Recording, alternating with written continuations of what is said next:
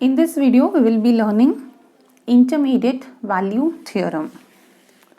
So what is an intermediate value theorem is? To find the solution for any given equation, we will use this theorem in order to estimate where the value lies or within which interval the value lies. I will tell you the simple definition of intermediate value theorem, but if you want the exact definition, you can refer your textbooks or reference books, whatever. So I'll be giving you the meaning of this intermediate value theorem. Okay. So before we get into the theorem, let's understand what is a function. We express a function as y equals to f of x. So here y is a function of x. It means y is dependent on the value of x. So here y is an independent variable and x is dependent variable. How it is related will be given in each and every different function. Here y is an independent variable and x is the dependent variable. Value of y depends on whatever is the value of x. So let us take some examples. Suppose you have y is equal to 3x minus 4. Now let's consider some sample values for this function. If we'll put different values for x and we will check what will be the corresponding values for y. So let me take x as 0. Okay. If I take x as 0, let me consider x as 0. If I take x as 0, what will be the value of y? So in this function, if I substitute x as 0, value of y will be minus 4. If I substitute x as 1, then 3 into 1 is 3, 3 minus 4 is going to be minus 1.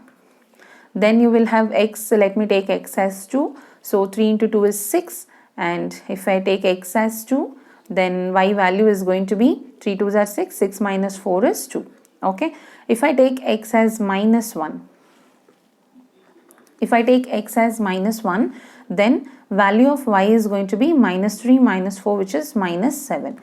Now let us roughly plot these values in a xy plane. This is the origin. So let us take x as minus 1, then y will be minus 7. So if x is minus 1, y is going to be minus 7. Okay. So this is the point. Then x is 0, y is minus 4. So when x is 0, y is minus 4. So some point over here. Okay, this point. And then when x is 1, this is minus 4.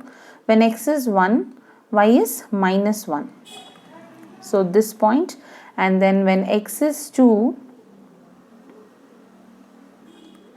y is 2. So this is 1 and this is 2, y is 2. This point. Now if I plot a line, if I join these lines roughly, then this is the line that I am going to get. So this represents the graph for this function. Okay, y equals to 3x minus 4 is graphically represented this way. So this is called as graphical representation of the given function. So as per this, at certain point, the line crosses x-axis, right? See, at this point, the line crosses x-axis. So when the line crosses x-axis, at this point, y is 0. All of you are aware that on x-axis, y value is 0. When this function's graph crosses x-axis, at that point, y is equal to 0. So find out what will be the value of x for which y will become 0. This value is called as root of a function. So what is root of a function? Value of x such that f of x is 0 or y is 0. Here f of x is nothing but y, right? So for which value of x y becomes 0, that value is called as root of the equation. So in this case, you can see that here when x is 2, y was 2. Okay, and when x is 1, y is minus 1. So the value of y has shifted from negative to positive. Here somewhere it has to cross 0, isn't it? Here it is minus 1, here it is minus 1, and here it is 2. So when a point moves from minus 1 to 2, it has to cross 0. It means the value of x should also be somewhere between 1 and 2. Therefore, root of this function lies in the interval 1, 2.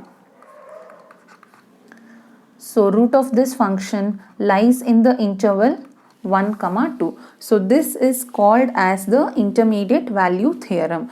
So, what is the definition of intermediate value theorem? When a function crosses from negative side to the positive side, then it has to cross the x-axis, which is the 0 value. So, for which value the line exactly touches x-axis, that value will be the root of the function. So what is the definition of intermediate value theorem? Here I have given a very simplified version of the definition. Please go through your reference books for the exact definition. I have given a simplified version of it. So what is the definition or what is the meaning? Given a continuous function y equals to f of x, if f of a and f of b has opposite signs for x equals to a and x equals to b, that is f of a into f of b should be less than 0 or it should be negative, both are same. Okay, if f of b into f of b is less than 0, then the root lies in the interval a comma b. So here what was x equals to a? So see, x equals to a is this.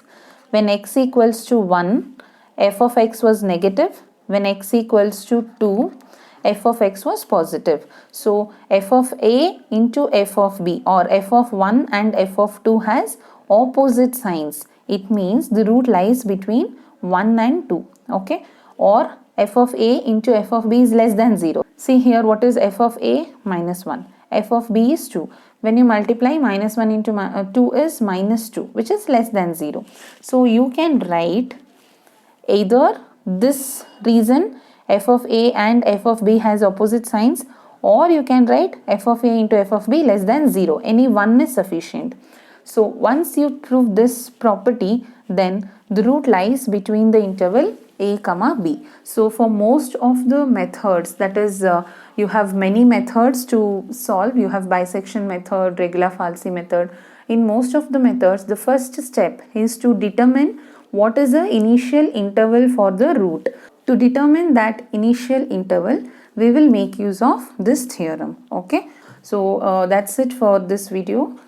Stay tuned for our next video, and if you have not yet subscribed, please subscribe to the channel and share it with your friends. You can also join us in our social media profiles. So I have mentioned all our social media links also in the description. So please go through them, follow us in our social media. Okay, see you in our next video. Thanks. Bye bye.